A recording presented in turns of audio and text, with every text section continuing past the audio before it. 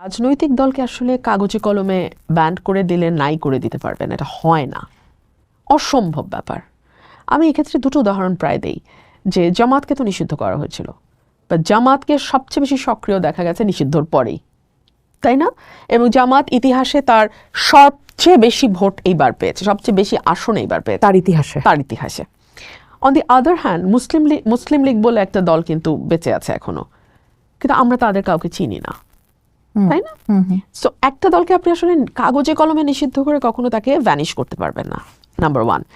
Number two, Awami লীগের ধরুন এই নির্বাচনে 50% ভোট তো হওয়ার কথা না, এত বছর পর নির্বাচন হচ্ছে, এটা তো আমি তো আশা করছিলাম 80% ভোট কাস্ট হবে, 80% ভোট কাস্ট হবে, তাও 50% কতটা সত্য আমি জানি না, কারণ এটা বলতেও আমার 2 দিন সময় লাগছে নির্বাচন কমিশনের।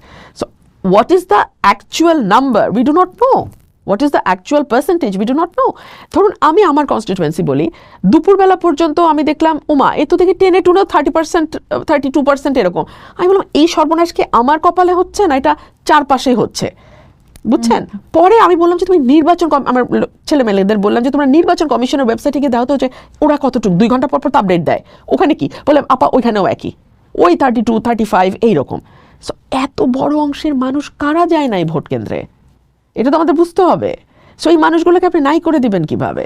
So Awami League is very much there, Awami League was there, Awami League is very much there, and Awami League will be there. এখন আপনি বলেন আওয়ামী লীগ কতটুকু শক্তিশালী হয়ে ফিরে আসবে, এটা নির্ভর করে আওয়ামী লীগের রাজনৈতিক সিদ্ধান্তের উপরে। আমি প্রজ্ঞা শব্দটি বলবো না এ কারণেই যে আমার বয়স যত, আওয়ামী লীগের বয়স তার দ্বিগুণ, মানে মোটা দাগে আর, হ্যাঁ। সো আমি প্রজ্ঞা শব্দটাই দলের ব্যাপারে বলতে পারি না, এটা অডাসিটি। আমি তার রাজনৈতিক সিদ্ধান্ত বা বিচক্ষণতা পর্যন্ত বলতে পারি। তারা যদি এখনো মোটা দাগে একটা সরিও বাংলাদেশের মানুষকে বলে, এটা কিন্তু তাদের জন্য বিরাট বড় মাইলেজ হবে, বিরাট বড় মাইলেজ। এবং রাজনীতিতে আমি নিজেই বলি আবেগ ছাড়া রাজনীতি হয় না, কিন্তু খুব বেশি ঋজুতাও একটু। জামাত এবং আওয়ামী লীগ বিরোধী দলে কম্বাইন্ডলি এইটা মোকাবেলা করা is very tough, extremely tough. কেন? দুটো দলেরই বেশ কিছু জায়গায় মিল আছে, দুটো দলই আদর্শ ভিত্তিক, মানে আদর্শ এটা আপনার একমত হন বা না হন, ওই আদর্শ আপনার ভালো লাগুক বা না লাগুক, এই আদর্শ ব্যাপারে তারা ব্রেন ওয়াশড, এটা আপনাকে মানতে হবে। হ্যাঁ, এখন এটা আপনার পছন্দ হইলেও তারা ব্রেন ওয়াশড, আপনার পছন্দ না হইলেও তারা ব্রেন ওয়াশড, এটা ভালো মন্দ নিয়ে আমি কোনো কথা বলতেছি না, বাট তারা দুটো দলই যার যার আদর্শের ব্যাপারে সুপার কমিটেড, এক। দুই হচ্ছে জামাত বিশেষ করে it's like a regimented force, very well organised, very well disciplined and very focused, and they are ready to give away anything to achieve the goal. তারা যে কোনো ত্যাগ স্বীকারে প্রস্তুত, যে কোনো ত্যাগ স্বীকারে তারা প্রস্তুত তাদের লক্ষ্যে পৌঁছতে। আর আওয়ামী লীগের ব্যাপারে বলাই হয় যে আওয়ামী লীগ সরকারে যতটা না ভালো করে, বিরোধী দলে ভালো করে তার চেয়ে অনেক বেশি, একদম। হ্যাঁ। সো এইরকম দুটো ফোর্স যখন মাঠে ক্রিয়াশীল হবে, এখনো হয় নাই, তখন অবভিয়াসলি সরকারের জন্য একটা বিপদ তৈরি হবে, এক। দুই হচ্ছে অনেক রকম কানাঘুষা আছে, যেটা যেটা আমি দেখতে পাচ্ছি আপনার চোখ উজ্জ্বল হয়ে যাচ্ছে না, আমি খুব বেশি কিছু বলবো না, যেটা আমাদের পররাষ্ট্রমন্ত্রীর নিয়োগকে অনেকখানি সাপোর্ট করে, কানাঘুষা। এই কানাঘুষা যদি সত্য হয়, তাহলে আরেকটা কথাও আমি মনে করিয়ে দেই, পরাশক্তি এবং রাষ্ট্রীয় বাহিনী কখনো কারো আপন হয় না। এদের উপর যদি আপনি নির্ভর করতে শুরু করেন, আপনাকে লাইফ দিয়ে এর মূল্য চোকাতে হবে। তো আমরা কোনটার উপর নির্ভর করছি এই মুহূর্তে? আপনি আমরা বলতে কাদের বোঝাচ্ছেন? বাংলাদেশের জনগণ। আমরা এখন আল্লাহর উপর নির্ভর করছি। বাংলাদেশের জনগণ সরকার সারা জীবন আল্লাহর উপরে নির্ভর করেই চলেছে। আমাদের আসলে সেরকম অসাধারণ কোনো সরকার আসে নাই, বা মানে সেরকম অসাধারণভাবে কোনো রাষ্ট্রনায়কের হাতে দেশ পড়ে নাই জিয়াউর রহমান সাহেবের 3 বছর ছাড়া, যে আমরা বলতে পারবো যে আমরা সরকারের উপর নির্ভর করি। আমাদের চালায় আল্লাহ, আল্লাহর হাওলা, সব আল্লাহর হাওলা, একদম এখন আল্লাহর হলা। হ্যাঁ, আপনি যদি সরকার নিয়ে প্রশ্ন করেন সেটা ভিন্ন আলাপ, আমি জনগণের কথা বললাম আল্লাহর উপরে। তাইলে এবার সরকার নিয়ে প্রশ্ন করতে, সরকার ওই যে আমি সাবধান বাণীটা দিলাম যে মানে কোন অংশ, দুই জায়গা থেকে মানে দুইটা পাওয়া গেছে। হ্যাঁ, এই 1 মাসের বাচ্চাকে নিয়ে তুমি এর বেশি কমেন্ট করতে পারবো না। আমি এটা বলতে পারি যে তুমি যদি এই বাচ্চাকে মাটিতে ঠান্ডায় শোয়ায় রাখো নিউমোনিয়া হবে।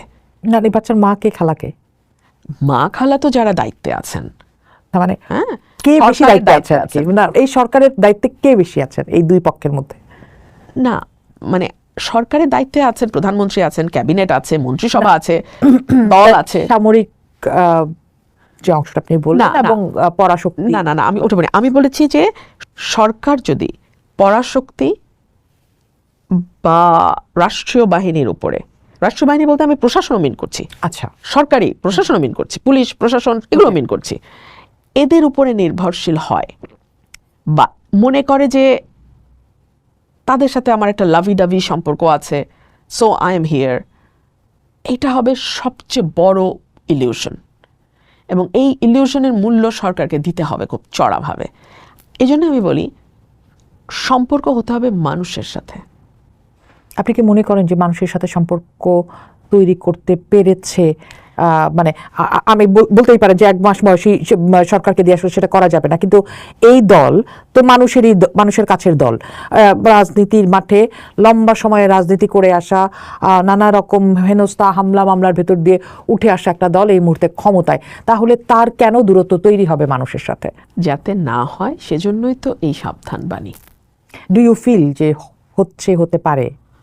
আমরা যে ঘটনাগুলো নিয়ে আলাপ করলাম, এই ঘটনাগুলো গুড ভাইব দেয় না, গুড ফিল দেয় না। হ্যাঁ, এবং এই ঘটনাগুলো যদি সামনে বাড়তে থাকে, এখন প্রশ্ন আসতে পারে বাড়তে থাকার আশঙ্কা আমি কেন করছি তার কারণ আপনি যদি প্রথমে সচেতন না হন, আরও যখন ক্ষমতা সুসংহত হবে সময়ের সাথে, আরও যখন আপনি মনে করবেন চারপাশ থেকে আপনাকে মানে পিচ্চাপড়াচ্ছে, তখন তো আপনার পক্ষে সঠিক সিদ্ধান্ত নেওয়া আরো কঠিন হতে থাকবে। জিতে আসার পর কেবলার সাথে আমার আর কোনো ইয়ে নেই, জিতে আসার আগ পর্যন্ত রিকোয়েস্ট ছিল আর কি, জেতার পরে আল্লাহর রহমতে আর কোনো ইয়ে নাই। সো সংসদে তাহলে রুমিন ফারহানা কতটা কঠিন রুমিন ফারহানা হতে যাচ্ছে? রুমিন ফারহানা আগেও যেমন এখনো তেমন ভবিষ্যতেও তাই। সেক্ষেত্রে মানে রুমিন ফারহানার তো অনেকগুলো বাধা আছে একজন স্বতন্ত্র এমপি হিসেবে। প্রথমত নারী সংসদ সদস্য, কারণ আমরা জানি স্বতন্ত্র এমপিদের তার এলাকায় কাজ করতে গেলে নানা রকম জটিলতার মধ্যে পড়তে হয়। তো আপনার তো আরও বেশি পড়তে হবে আমি ধারণা করি, কারণ স্বতন্ত্র এমপি, নারী এমপি, তারপর হচ্ছে সেই দলের এমপি যে দল থেকে আপনি বহিষ্কৃত, যারা এখন আবার সরকারে। কত কঠিন সামনের দিন রুমিন ফারহানার জন্য, যেই আশায় মানুষ আপনাকে ভোট দিয়েছিল। Can you fight for them? I will fight definitely. Well then will you win? Win করবো কিনা এটা সময় বলবে, তবে আমি টুথ অ্যান্ড নেল ফাইট করব ফর শিওর। দেখুন, আমি ফাইটার, আমি ফাইট করতে জানি, আমি ফাইট করতে পছন্দ করি। আমার জীবনে বিভিন্ন ক্ষেত্রে, আপনারা তো শুধু আমার রাজনীতির দিকটা জানেন, আমার আরো অনেক দিক আছে, একটা মানুষের জীবনে 1000 দিক থাকে। আমি আমার জীবনের প্রতিটা ক্ষেত্রে আমাকে ফাইট করতে হয়েছে। আমার যখন কম সময় বয়স ছিল, অভিজ্ঞতা কম ছিল, আমি তখনও পরিচিত মানুষ হয়ে উঠি নাই, আমার জন্য ফাইটটা কঠিন ছিল। কিন্তু এই ফাইট করতে করতে করতে করতে আমি যুদ্ধের প্রেমে পড়েছি। আমি যোদ্ধা, আমি যুদ্ধকে ভালোবাসি। আমি সেফ সিকিউরড লাইফ আমার ভালো লাগে না। সেক্ষেত্রে কত কঠিন সামনের দিক? যত কঠিনই হোক, I will fight it out, ইনশাল্লাহ। It's great. এখন একটা জায়গায় একটু জানতে চাই যে আমরা আলাপ করছিলাম সামনের দিন আসলে সবার জন্য খুব সুখকর না, আর সরকার হোক সরকারের বাইরে যারা হোক, এই যে যারা স্বতন্ত্র প্রার্থী, আমি এটা একটা লিটারালি একটা উদাহরণ দেওয়ার জন্য বলছি, যেমন ধরেন ব্যারিস্টার সুমন স্বতন্ত্র প্রার্থী ছিলেন, তিনি ব্যাপক মানুষের আসলে সমর্থন নিয়েই তিনি আসলে এমপি হয়েছেন, ততটা দলের কোনো দলীয় পরিচিতি ছাড়াই তিনি হয়েছিলেন। কিন্তু যখন এই জুলাই আসলো, আমরা দেখলাম ব্যারিস্টার সুমনকে এক ধরনের পক্ষ নিয়ে নিতে, এবং তিনি একটা দোষে দুষ্ট মানে তাকে দায়ী করা হলো। ধরেন উগ্রবাদের যে উত্থান এখন এই মুহূর্তে, উগ্র ডানপন্থার যে উত্থান আমরা দেখি, সেখানে একজন স্বতন্ত্র প্রার্থী হিসেবে রুমিন ফারহানার ভূমিকা কি হতে পারে? কোন ভূমিকায় তিনি যেতে পারেন? আমরা যদি এই উদাহরণটা সামনে রাখি। আমি আমার একটা স্লোগান, আমার নিজস্ব একটা স্লোগান আমি সব জায়গায় দেই। আমি এমন একটা বাংলাদেশ চাই যেটা সবার জন্য বাংলাদেশ, সবার জন্য। আমার কনস্টিটিউয়েন্সির একটা উদাহরণ আমি দেই সবসময়, ফারহানা, যে আমি এমন একটা এলাকার মেয়ে যেখানে সন্ধ্যাবেলা ওয়াজ হয়, রাত 3টা পর্যন্ত কীর্তন হয়, আর শীতকাল আসলে বাউল গানের আসর বসে, মেলা হয়। আমি হলাম সেই ভাটি এলাকার মেয়ে। এখানে বড় বড় বিল আছে, আমরা বর্ষাকালে আমি বিলের মাঝখানে গিয়ে বসে থাকি, সাদা বকগুলো আসে। সো আমি ওয়াজও যেমন শুনি, আমি অনেক রাত পর্যন্ত কীর্তনও শুনি। আমি আশা করি আপনি আপনার উত্তর পেয়েছেন। আমি আমার মতো করে বুঝে নিব। আপনি আপনার মতো করে বুঝে নেবেন, দর্শক দর্শকের মতো করে বুঝে নেবে। আচ্ছা, সেক্ষেত্রে খুবই মানে এই উত্তর খুব ডিফিকাল্ট উত্তর হলো রবিন ফারহানা, মানে আমাদের পরের প্রশ্ন করার জন্য। সেক্ষেত্রে আমি একটু আবার আপনার এলাকার মানুষের কাছে আপনাকে ফেরত নিয়ে যেতে চাই, যেহেতু আপনি বলেছেন যে আপনি ভাটি এলাকার মেয়ে। তো ভাটি এলাকার মেয়ের কাছে তো অনেক দাবি দেওয়া, আপনি সবসময় বলেন অনেক দাবি দেওয়া, কিন্তু একজন এমপি কি আসলে স্থানীয় সরকারের কাজ করবে? তা তো করবে না। তাহলে কেন আপনারা এই দাবি দাওয়াটা মাথায় নিচ্ছেন বা নেন, বা আমরা সবসময় যে তর্কটা হাজির করি যে একজন এমপির তো আইন প্রণয়নের কথা, সে কেন আসলে রাস্তা ঠিক করবে, স্কুল ঠিক করবে, হাসপাতাল ঠিক করবে? এটার জন্য তো আপনাকে পলিটিক্যাল কালচারটা চেঞ্জ করতে হবে। আপনি আমাকে বলেন কয়টা এমপি শুধু আইন প্রণয়নে খুশি থাকবে? আচ্ছা, কয়টা এমপি আসলে আইন প্রণয়ন করার ইচ্ছা নিয়ে যান বা যোগ্যতা শব্দটা কি বলবো, মানে বললে খুব অ্যারোগেন্ট হয়তো শোনায়। ধরুন একজন স্বশিক্ষিত মানুষ, তিনি যেতেই পারেন, কিন্তু তিনি আসলে রাষ্ট্রের পলিসি মেকিংয়ে কতটুকু তিনি বুঝবেন বা তার আগ্রহই বা কতটুকু আছে। স্বশিক্ষিতটাও কোনো সমস্যা না, যখন আপনি পুরো সংসদটা ব্যবসায়ী দিয়ে ভরিয়ে ফেলেন। প্রতিটি পেশার তো একটা চরিত্র থাকে, সাংবাদিক যারা হন সাংবাদিকতার একটা চরিত্র আছে, ওকালতির একটা চরিত্র আছে, ডাক্তারদের একরকম ক্যারেক্টার আছে। ঠিক একইভাবে ব্যবসায়ীদের, আমি কোনোটাই ভালো মন্দ কিচ্ছু বলছি না, ব্যবসায়ীদের ক্যারেক্টার হচ্ছে মুনাফা। ওনারা ওনার পরিবারের পেছনেও 2 টাকা খরচ করবেন না যদি না তারা সেখান থেকে 2000 টাকা রিটার্ন না পান। ওরা ওনাদের সন্তানের পেছনে 200 টাকা খরচ করেন বিকজ তারা বিশ্বাস করেন যে in due course of time সেটা 2 লাখ টাকা হয়ে ফেরত আসবে। সো আপনি রাষ্ট্র চালানোর জন্য, পলিসি মেকিংয়ের জন্য আপনি তাদের বেছে নিচ্ছেন। আপনি আসলে এখান থেকে আর কী বা আশা করতে পারেন? 1, 2 হচ্ছে খুবই সত্য কথা, স্থানীয় সরকারকে স্বাধীনভাবে কাজ করতে দেওয়া, যেটা একটা উপজেলা চেয়ারম্যানের কাজ, এটা একজন এমপির কাজ নয় রাস্তাঘাট বানানো। কিন্তু আমাদের পলিটিক্যাল কালচারটাই এইভাবে গড়ে উঠেছে, আমাদের নেতাকর্মীরা এটা আমাদের কাছে আশা করে, এবং এখনও স্থানীয় সরকারের উপদেষ্টা হিসেবে এমপিদের রাখা হয়। আমি কিন্তু একজন উপদেষ্টা, আমার অ্যাপ্রুভাল ছাড়া ওরা কোনো কাজ করতে পারবে না, ওরা কোনো কাজ করতে পারবে না। না, সে তো করতে পারবে না, কিন্তু এই যে এইভাবে তো আমার সাথে ওই ঠিকাদারের রাস্তা নির্মাণের একটা লিঙ্কেজ তৈরি হয়ে যায়, যেটা আমি না চাইলেও আমাকে এই কাজটা করতে হবে এখন। বা এটা আমার কাজ না, কিন্তু এটা আমার কাজ, আইন ওরকমই। সেক্ষেত্রে আপনি তো এখন একজন আইন প্রণেতা, এবং আপনি আইনের মানুষ, এবং আপনি একজন নারী এমপি। আমি যদি আপনার কাছে একটু জানতে চাই এই জিনিসটা আছে, এই সংসদে আপনি কোন সিগনিফিকেন্ট পরিবর্তনটা একজন আইন প্রণেতা হিসেবে একটা নতুন, আমি যদি বলি যে নতুন দিনের কথা বলবে, ঠিক কোন আইনগুলোর বিষয়ে আপনি লড়তে চান সংসদে? দেখুন, সংসদে যে আইনগুলো আমার সামনে আসবে সেগুলোর ব্যাপারে আমি আমার মতামত দেব। সংসদীয় স্থায়ী কমিটিগুলোতে আমি আমার মতামত দেব, এবং সেই মতামত ডেফিনেটলি রিসার্চ বেসড মতামত। এই মতামত সরকার শুনবে বলে আমার মনে হয় না। কেন? কারণ সরকার সাধারণত কারো কথাই শোনে না। কারো কথা বলতে মানে তারা নিজেদের বাইরে আর কারো কথাকেই সেভাবে গ্রহণ করে না, অতীতের নজির তাই বলে। সো এখানেও খুব বড় কোনো পরিবর্তন একক এমপি হিসেবে আমি করতে পারবো তা না, কিন্তু ছাপ রেখে যাওয়ার একটা বিষয় থাকে। পরিবর্তন কিন্তু পালে হয় না, এক পাল মানুষ মিলে একটা পরিবর্তন আনে না। পরিবর্তনের আওয়াজ সবসময় একক সিঙ্গল ইউনিট থেকে আওয়াজটা আসে, সেই আওয়াজটা আস্তে আস্তে আস্তে আস্তে আস্তে আস্তে সমাজে স্প্রেড করে, আস্তে আস্তে আস্তে আস্তে বছরের পর বছর যেতে যেতে সেই দাবিটা জোরালো হয় এবং এক সময় অনেক বছর পর হয়তো সেটা কাজে পরিণত হয়। দেখুন, একক হাতে আপনি কোনো ইমারত বানাতে পারবেন না, আপনি ইট গাঁথেন। আমি ইট গাঁথার কাজটাই করছি। এবার ইট গাঁথার কাজে বলা হচ্ছে যে এবার অনেকে বলছেন যে এবারের সংসদ অনেকটা ভাইব্রেন্ট সংসদ হয়েছে। আপনার কি তাই মনে হয়? এই ইট গাঁথার কাজে কতজন ভাইব্রেন্ট মানুষ আপনি দেখতে পাচ্ছেন সংসদে, যারা আসলে একটা বড় পরিবর্তন আনতে পারবে? যতক্ষণ আমি না যাচ্ছি আমি তো এটা বলতে পারবো না। আমি আমার সংসদে যারা যাচ্ছেন you know everybody, I don't know about the সংসদীয় পারফরমেন্স। কিন্তু কি মনে হয় যে রাজুতে অন্য সময়ের তুলনা হ্যাঁ শেষ করেন আর সংসদের আয় is different. So unless and until I see them as a parliamentarian, I cannot make any comment. কিন্তু বিগত সময়গুলি যদি আপনি তো দেখেছেন, 2-3টা পার্লামেন্ট আপনি দেখেছেন, 2টা পার্লামেন্ট দেখেছেন আপনি, সো আপনার কাছে কি মনে হয় কেমন হতে পারে এবারের পার্লামেন্ট? এবারের পার্লামেন্ট আগের চেয়ে বেটার হবে, সার্টেনলি বেটার হবে। এইবার কোনো গৃহপালিত বিরোধী দল এখন পর্যন্ত আমাদের জানা মতে নাই। সো আমরা আশা করতে পারি will get a better parliament. আমরা একটু পার্লামেন্ট নিয়ে যেহেতু আলাপ হচ্ছে, আমরা তো একজন নতুন প্রধানমন্ত্রী পেলাম। আপনার কাছে কি মনে হয় প্রধানমন্ত্রীর পারফরমেন্স কেমন হবে? কারণ মানুষ নতুন কিছু দেখতে চাচ্ছে, নতুনের বার্তা সবসময় ওনারা দিয়ে এসেছেন এবং অনেকেই, আমি প্রচুর সাংবাদিককে দেখেছি তারা বলছেন যে আমরা ভরসা করতে চাই। দীর্ঘদিন তিনি এক্সাইলে ছিলেন, পশ্চিমের একটা দেশে ছিলেন। এই সকল কিছু মিলিয়ে ওনার উপর দেশের মানুষ ভরসা করতে চায় এবং এই দেশটা অনেক রকম চড়াই উতরাইয়ের মধ্যে দিয়ে গেছে।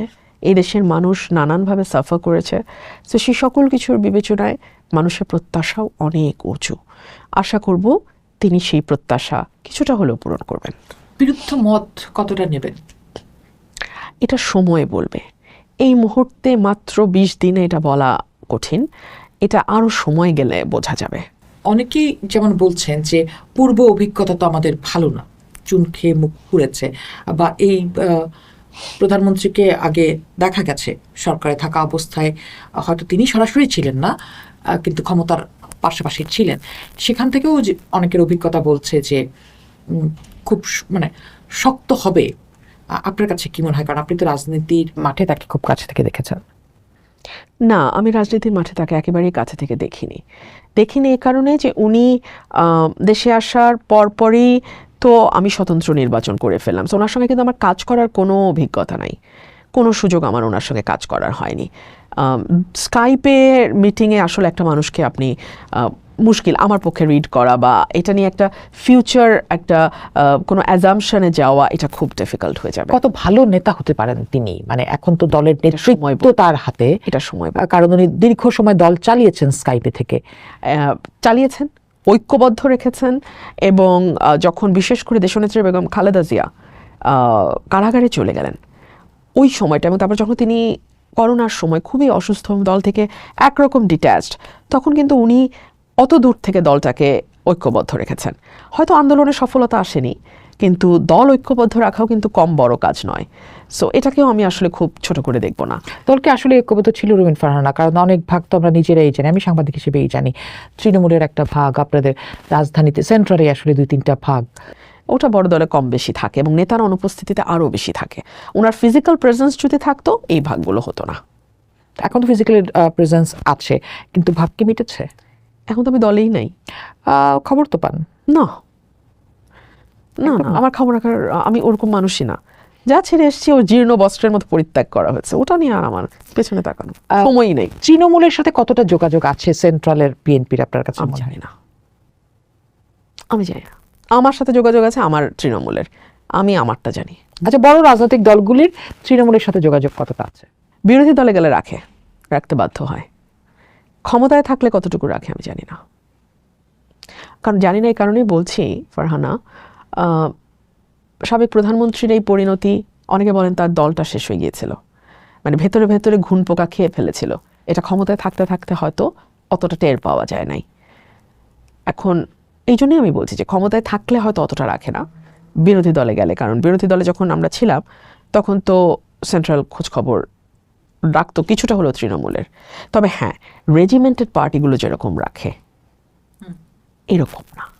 আমাদেরটা মানে বিএনপি অনেকটা ঢিলা ঢালা পার্টি, একটা রেজিমেন্টেড ফোর্সের মতো না, এত অর্গানাইজড, এত ডিসিপ্লিন, এত একেবারে মানে লেয়ারে লেয়ারে লিডারশিপ এবং এক লেয়ারের কাছে আরেক লেয়ারের দায়িত্ববোধ, জবাবদিহিতা, এইরকম না। তাহলে যখন একদিকে তার দেশ চালানোর